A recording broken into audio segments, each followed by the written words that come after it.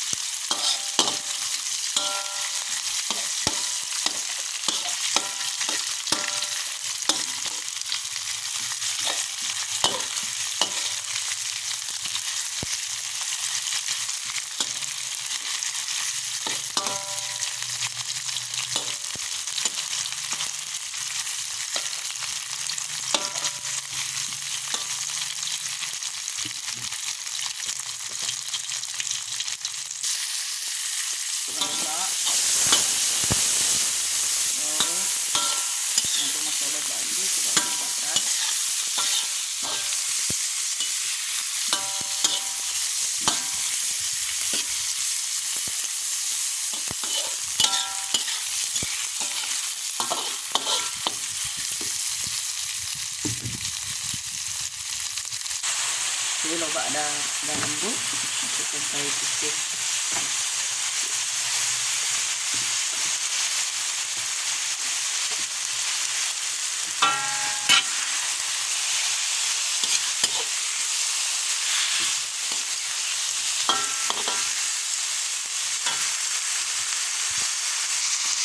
Masukkan tomato, masukkan gula sedikit,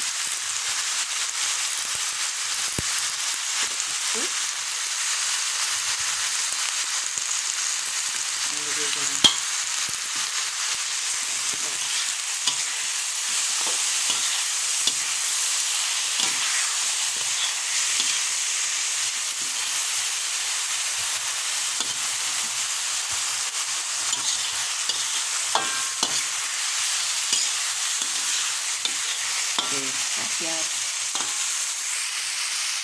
Dah siap. Tambah air je. Dah siap. Selamat mencuba.